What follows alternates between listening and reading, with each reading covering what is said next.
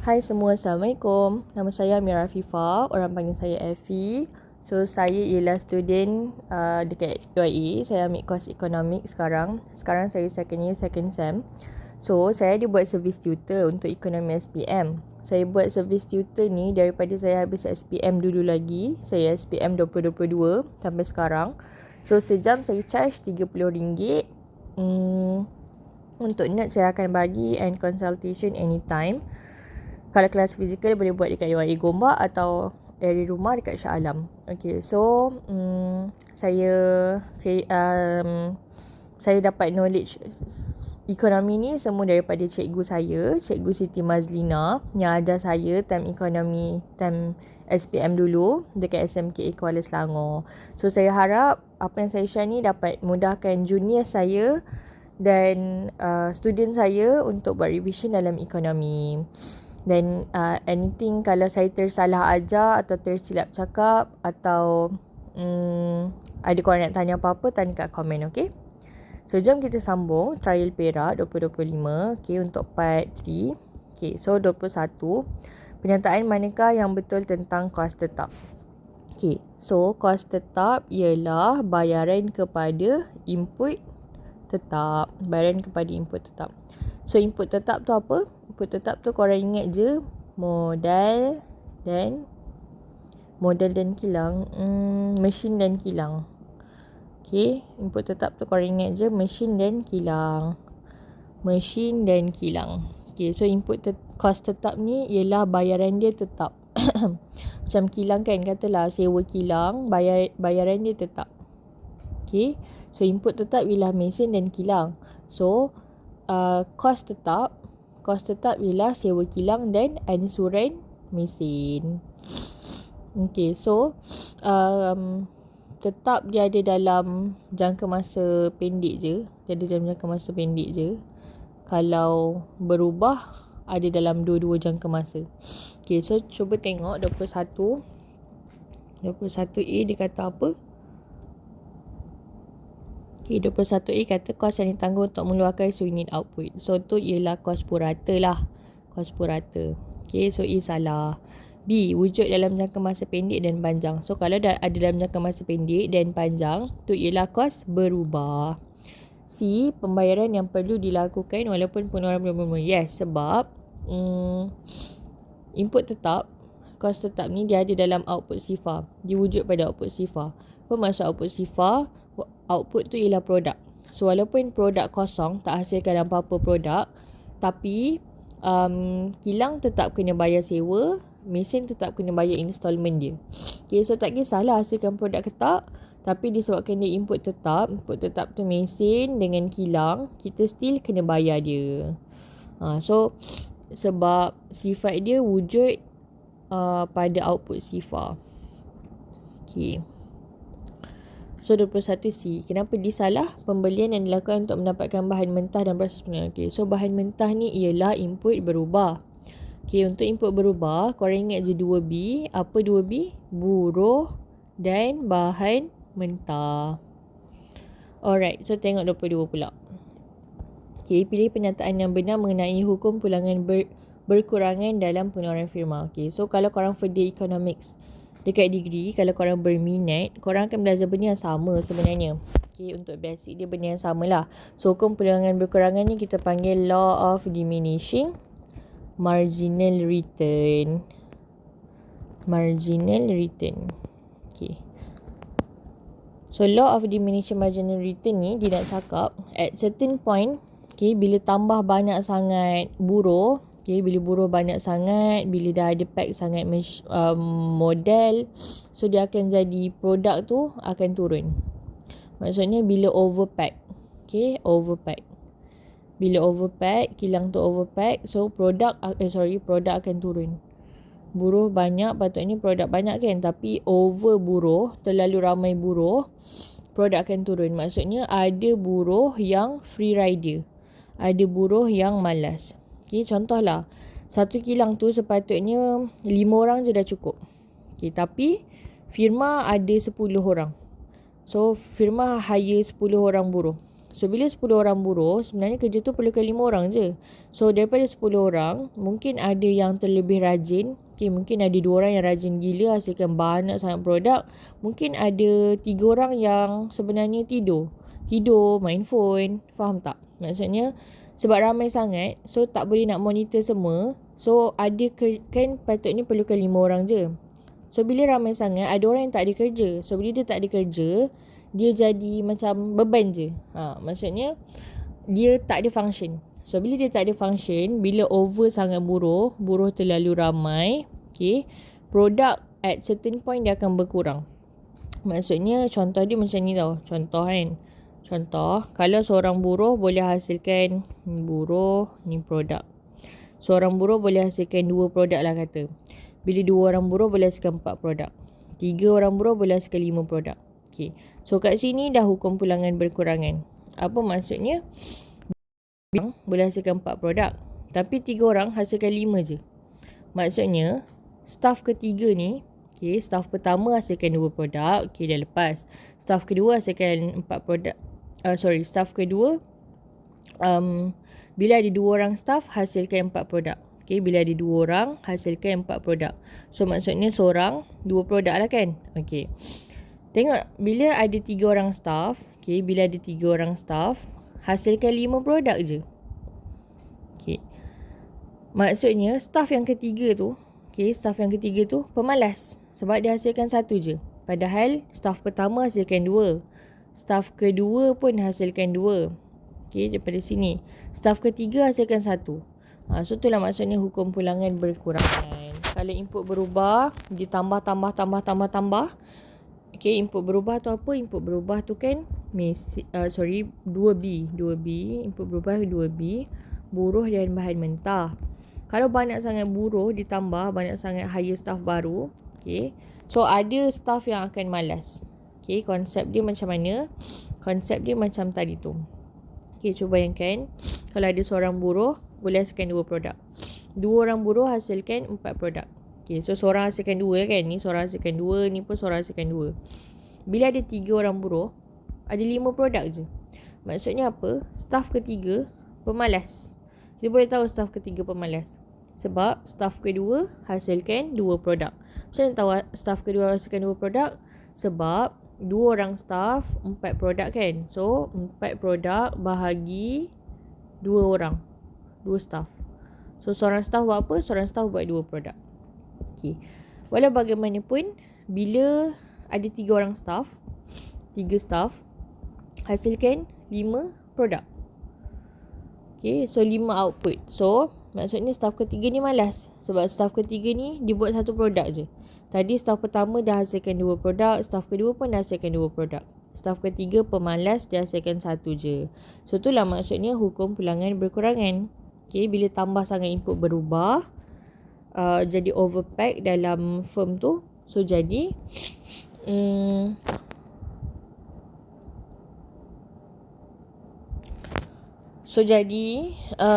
apa dia? Jadi output jadi menurun. Okay. So, inilah jawapan dia. Jumlah keluaran semakin menurun jika input berubah ditambah berterusan ke atas input tetap. Okay. So, tengok next.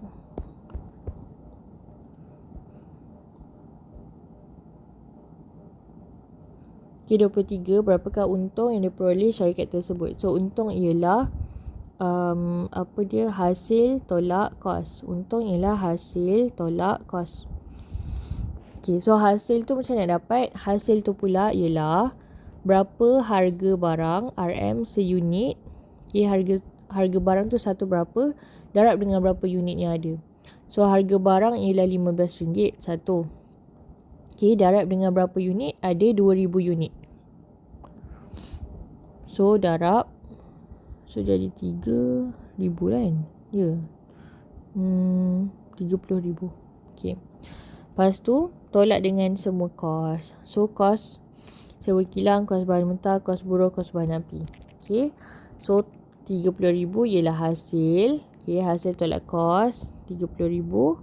Tolak dengan semua benda ni. Tekan je kalkulator. So, korang akan dapat 8,000. Okay, so ingat je untung hasil tolak kos. Untung pun ada dua. Untung ada dua. Untung biasa. Untung biasa tu kalau tak sebut apa-apa lah. Macam ni untung biasa lah. Lagi satu untung ekonomi. Okay, so untung biasa ialah hasil tolak kos eksplisit. Eksplisit. Tapi kalau untung ekonomi, hasil tolak dua jenis kos. Tolak dengan kos eksplisit, tolak dengan kos implisit. Okay, apa beza dia? Eksplisit dan implisit. Okay, eksplisit, X kan. So, saya selalu ingat dia sebagai exposed. Exposed.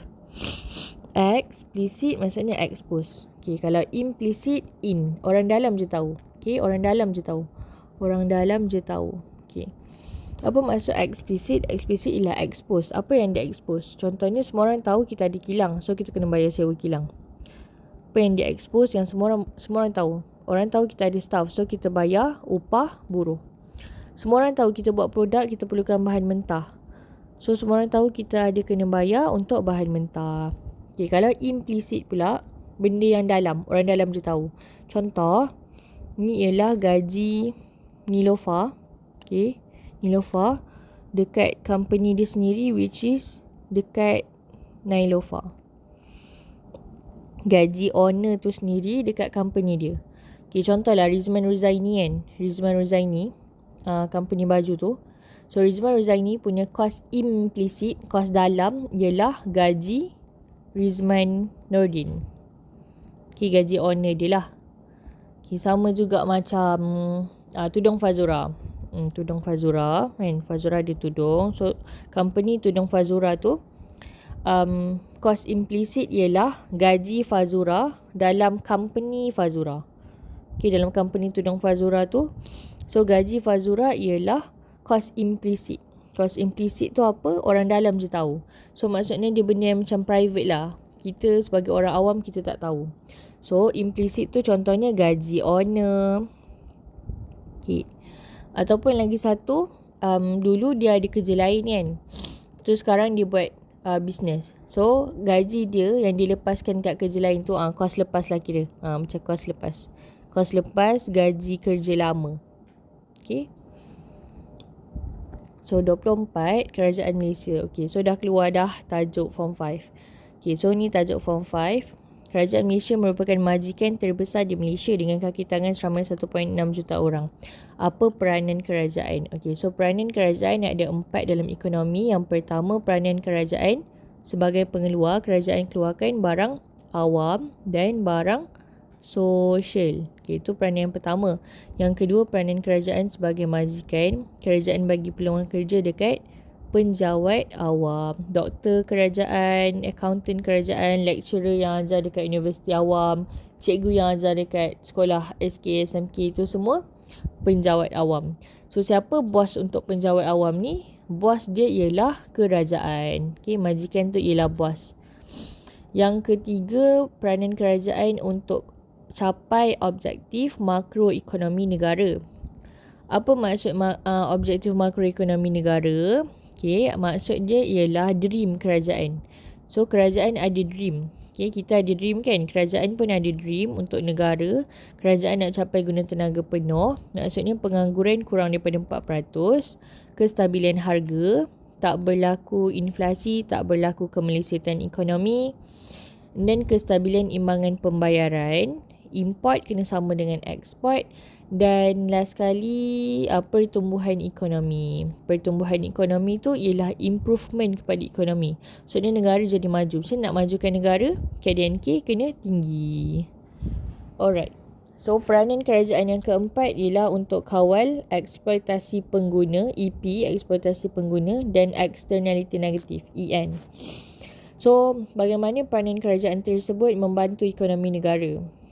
Mengurangkan kadar inflasi salah. This one dalam peranan kerajaan untuk capai objektif makroekonomi negara dalam poin kestabilan harga. So, kestabilan harga untuk elakkan inflasi. So, ni salah. Ni peranan kerajaan dalam Yang A ni peranan kerajaan dalam mencapai objektif makroekonomi negara. B, meningkatkan taraf hidup masyarakat. Yes, betul. Sebab kerajaan bagi peluang pekerja kan. Kerajaan bagi peluang pekerjaan kan. So, bila kerajaan bagi peluang pekerjaan dekat penjawat awam, so taraf hidup akan meningkat. Okay. So, peranan kerajaan sebagai majikan, kerajaan bagi peluang pekerjaan. Okay. So, orang yang kerja dengan kerajaan dapat kerja. So, bila orang dapat kerja, okay, jadi buruh akan dapat upah. So, bila buruh dapat upah, buruh boleh beli, bila ada upah, okay, bila ada pendapatan, bila dapat pendapatan bertambah, okay, maksudnya kita akan shopping mall. So, shopping mall maksudnya permintaan terhadap barang dan perkhidmatan akan meningkat. So, bila permintaan meningkat, hilang dah. Sekejap. Okay. So, bila tadi sampai mana? Kalau orang kerja dengan kerajaan, dia akan dapat pendapatan kan? Pendapatan. So, bila pendapatan banyak, dia akan shopping banyak. So, bila shopping banyak, maksudnya permintaan terhadap barang dan perkhidmatan meningkat. Bila permintaan terhadap barang dan perkhidmatan meningkat, taraf hidup pun akan meningkat. Apa maksud taraf hidup meningkat? Maksudnya taraf hidup tu ialah indikator kepada keselesaan dan kemewahan hidup. Okay. So, taraf hidup meningkat tu ialah improvement kepada kemewahan hidup kita. Contoh, dulu ada motor je. Sekarang mampu beli kereta. Okay. Contoh, setiap hari tidur sebelum ni pakai kipas je. Sekarang setiap malam tidur boleh buka aircon. So, taraf hidup meningkat tu ialah improvement kepada hidup kita. Dulu pakai motor, now dah upgrade kereta. Kipas, dulu kita tak mampu beli aircon. Sekarang dah mampu beli aircon. So, taraf hidup meningkat. Macam mana kerajaan dapat membantu ekonomi negara? Bila kerajaan peranan dia sebagai majikan, dia akan meningkatkan taraf hidup masyarakat sebab bagi peluang pekerjaan dekat penjawat awam. Okay. Next, tengok 25, inflasi tolakan kos. Inflasi ada 3 jenis. Apa dia? Tarikan permintaan, tolakan kos dan diimport.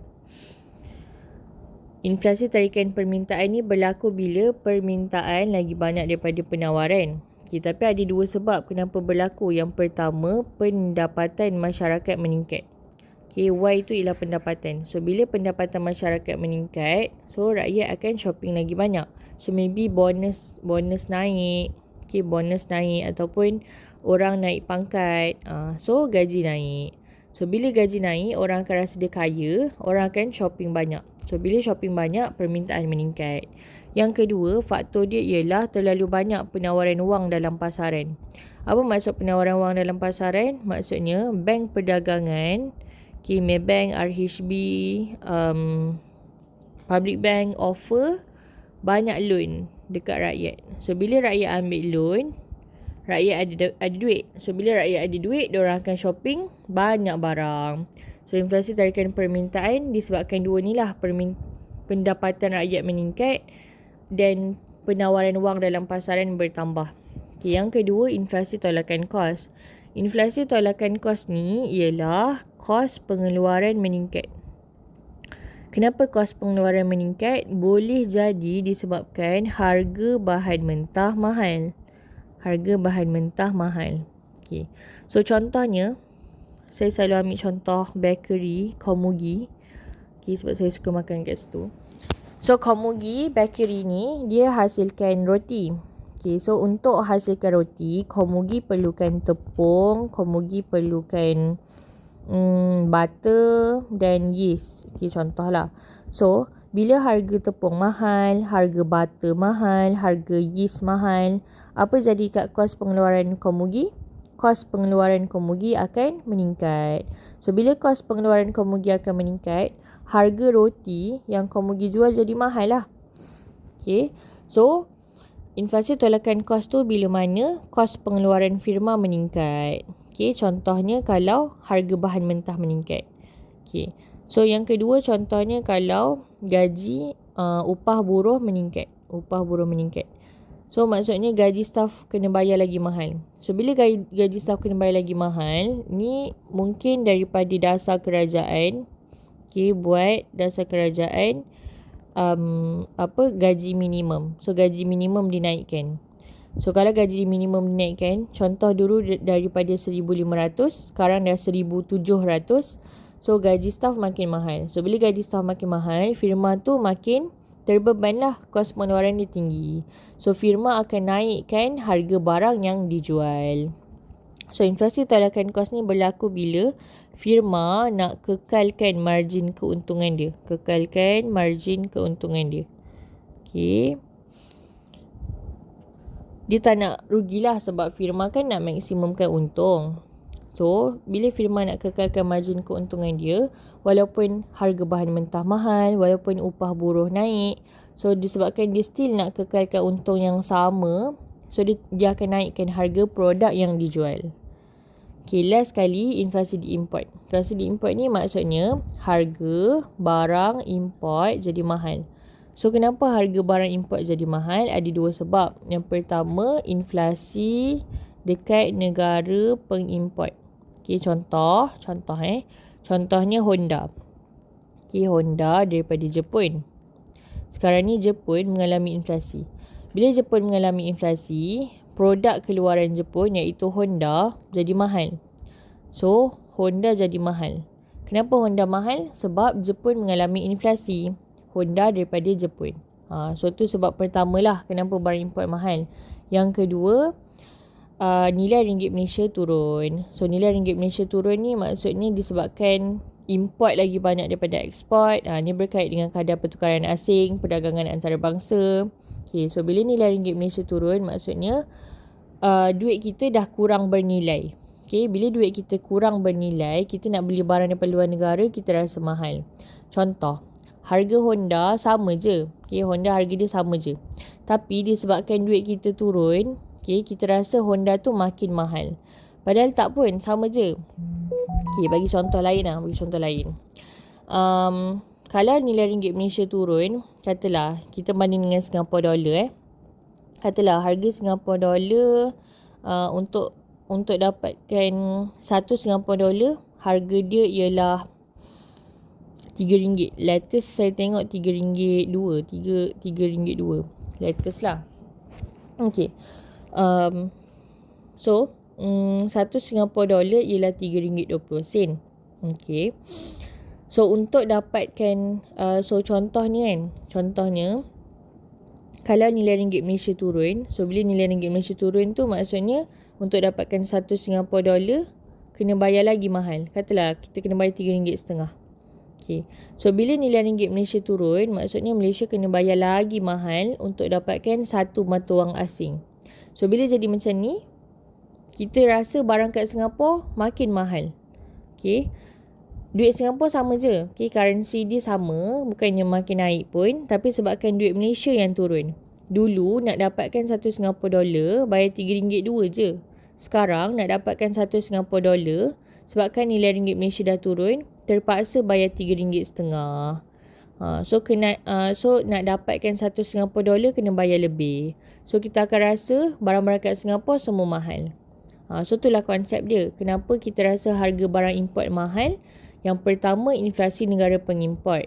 Contoh, Honda jadi mahal. Kenapa Honda jadi mahal? Sebab Jepun mengalami inflasi. Yang kedua, nilai ringgit Malaysia yang turun. Okay, Malaysia yang jadi makin miskin. So, apa maksud Malaysia jadi makin miskin?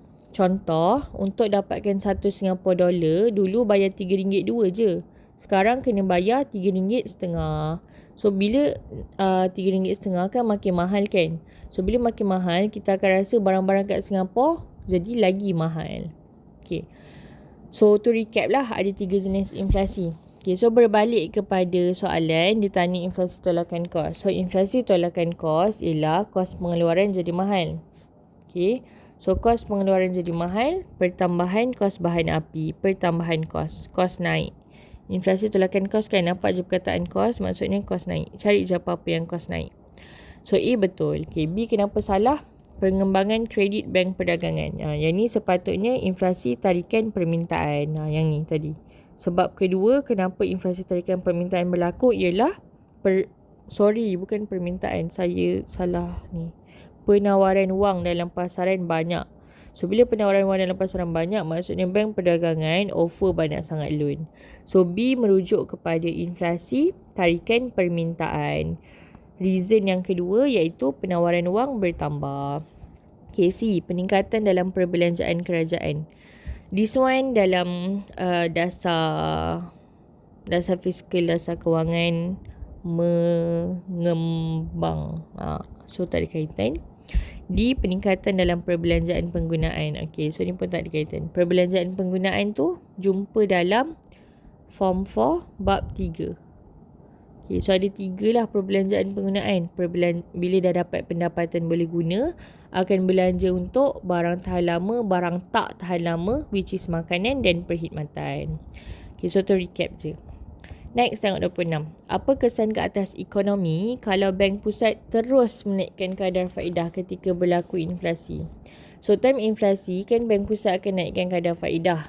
Okay, kenapa? Sebab buat dasar kewangan menguncup. Okay, bila buat dasar kewangan menguncup, okay, bank kadar faedah terus naik. Apa kesan dia? Kesan dia, okay. Yang pertama, firma mampu mengeluarkan lebih banyak barang. Okay, salah lah. Sebab kan kadar faedah naik kan. So, bila kadar faedah naik, apa maksudnya? Maksudnya interest naik. So, bunga makin mahal. So, kos pinjaman semakin tinggi. Bila kos pinjaman semakin tinggi, firma tak nak buat loan. So, bila firma tak buat loan, okay, firma tak buat loan. So, bila firma tak buat loan, firma tak ada duit nak hasilkan produk baru. Okay, so produk pun menurun lah. Sebab firma tak ada duit nak hasilkan produk. Kenapa firma tak ada duit nak hasilkan produk? Sebab nak pinjam duit daripada bank, bank naikkan kadar faedah. So, kos pinjaman firma akan tinggi. So, beban kewangan firma akan meningkat. So, firma tak ada duit. So, firma tak ada nak produce barang baru. So, yang ada nombor 1 confirm salah. A, B confirm salah. Okay, yang kedua, perbelanjaan aggregate terus menurun. Ni betul. Okay, dalam dasar kewangan menguncup, bank naikkan kadar faedah. Untuk apa? Untuk menurunkan permintaan aggregate lah. Dan untuk mengurangkan penawaran wang dalam pasaran. Okay. Yang ketiga, pertumbuhan ekonomi makin lancar. Tak, pertumbuhan ekonomi lancar kalau inflasi. Tapi kalau buat menguncup kan, menguncup harga barang jadi kadar faedah naik. Nak syarat sewa beli pun jadi ketat. So, dia tak berlaku pertumbuhan ekonomi. Sebab orang akan start nak saving. Orang tak nak shopping dah. And then, kadar pengangguran akan meningkat. Kadar pengangguran akan meningkat. Yes, betul. Sebab inflasi sederhana, kan? Inflasi sederhana dikatakan, apa yang kita belajar, inflasi sederhana akan menyebabkan pengangguran menurun. Okay, tapi dekat soalan ni dia kata kadar faedah terus meningkat. Terus menaikkan kadar faedah. So, maksudnya dia dah inflasi yang bukan sederhana dah lah. Kiranya dia dah macam maybe ekstrim punya inflasi. So, sebab tu bank terus naikkan. So, kadar pengangguran akan meningkat. Okay, so jawapan dia 2 dan 4. Kenapa kadar pengangguran meningkat? Sebenarnya dia berkait dengan bila kadar faedah tinggi kan tadi. Bila kadar faedah tinggi, maksudnya firma kalau dia nak buat loan, kos pinjaman dia tinggi. So, firma tak buat loan. Bila firma tak buat loan, firma tak hasilkan produk. Bila firma tak hasilkan produk, firma tak perlukan ramai staff. So, bila firma tak perlukan ramai staff, firma akan buang staff. So, bila firma buang staff, kadar pengangguran akan meningkat. Okay. So, point dia, bila bank naikkan kadar faedah, dia akan membuatkan firma tak nak buat loan. Sebab kos pinjaman meningkat, beban kewangan meningkat. Okay. Bila jadi macam tu, firma tak nak buat loan, so firma tak akan hasilkan produk baru. Bila firma tak hasilkan produk baru, bila firma tak hasilkan produk, maksudnya firma tak perlukan staff yang ramai lah. So, firma akan buang staff dia. Kadar pengangguran meningkat. 27 cakap pasal pengangguran. So pengangguran ada 3 jenis. Apa dia? Pengangguran geseran, kitaran dan berstruktur. Okey. Berstruktur. Okey, so ringkas dia. Geseran G kan, so untuk graduan. Kitaran K kan, so untuk kemelesetan ekonomi. Apa maksud kemelesetan ekonomi? Contoh keadaan kemelesetan ekonomi ialah bila COVID hari tu. Okey. So berstruktur pula ialah zaman dah berubah disebabkan kemajuan teknologi. Teknologi makin maju. So bila teknologi makin maju, okey, semua benda digantikan dengan AI, dengan mesin.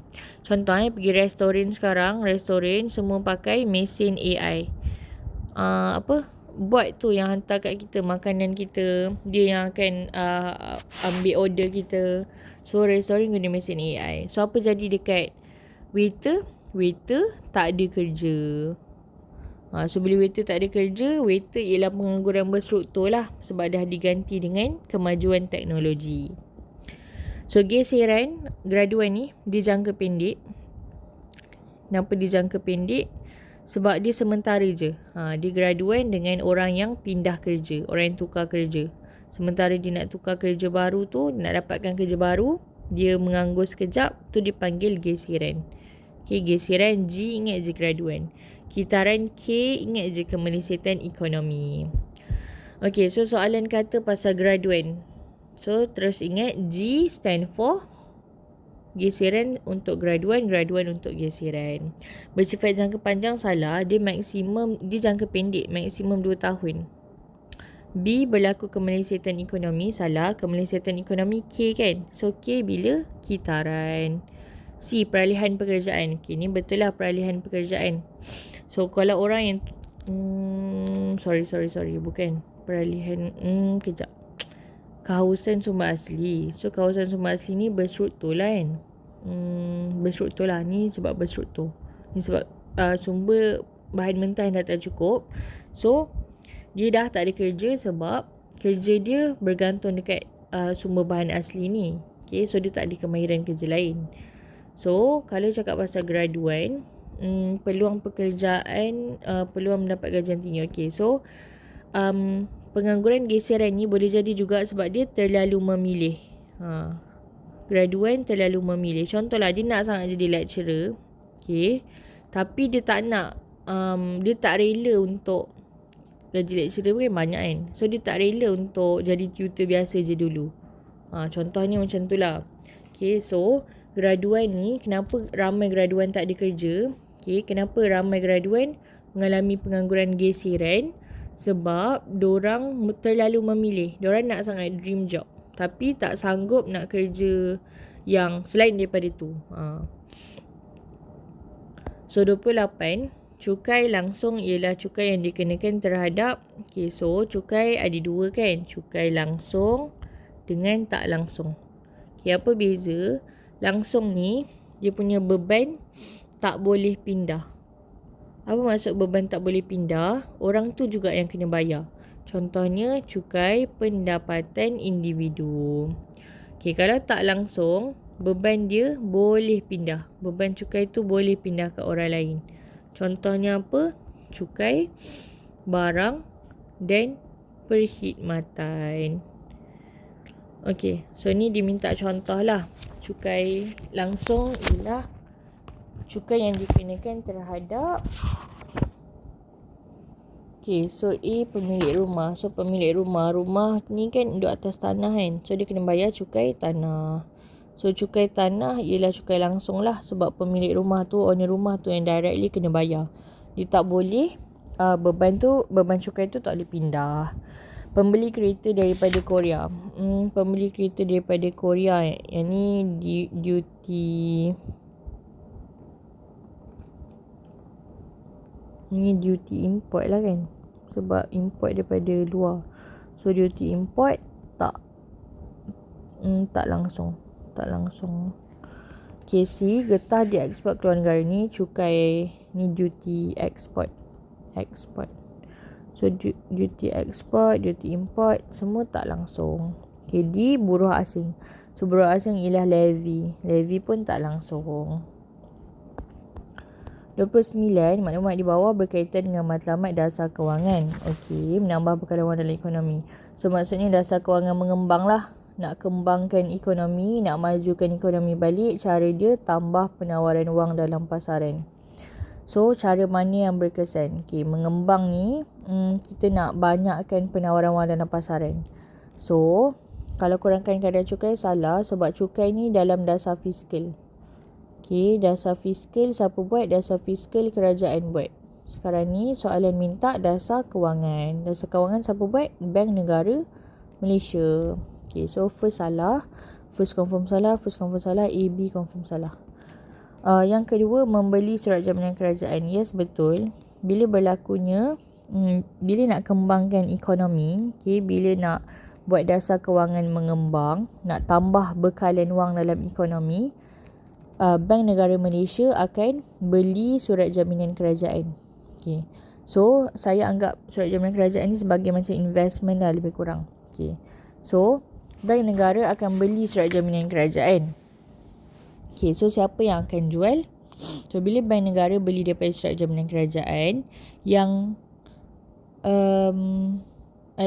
bukan beli daripada, Bank Negara Malaysia akan beli surat jaminan kerajaan dari rakyat. Okay, dari rakyat. So, yang beli ialah Bank Negara kan. Yang jual ialah rakyat. So, bila rakyat jual, okay, bila rakyat jual, rakyat dapat duit. So, bila rakyat dapat duit, penawaran wang dalam pasaran akan meningkat. Okay, nombor 2 betul. Okay, yang ketiga, menurunkan nisbah rizab berkanun. Okay, nisbah rizab berkanun ni ringkasan ni lah, ringkasan. Nanti korang kena baca lah apa sebenarnya nisbah rizab berkanun ni. So, nisbah rizab berkanun ialah duit yang Bank Negara Malaysia suruh bank perdagangan macam Maybank, RHB, Public Bank simpan dekat Bank Negara. So, ringkasnya saya selalu cakap nisbah rizab berkanun ni ialah saving Maybank dekat Bank Negara. Saving Maybank kat Bank Negara. Okay. So, bila nisbah rizab berkanun turun, maksudnya saving Maybank kat Bank Negara turun.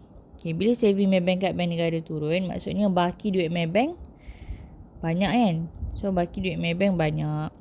Bila baki duit Maybank banyak, apa Maybank buat? Maybank akan offer loan dekat rakyat. Maybank offer loan. So, bila Maybank offer loan kat rakyat, ramai rakyat buat loan. So, penawaran wang dalam ekonomi pun meningkat. Okay. So, jawapan dia C. Kenapa nombor 4 salah?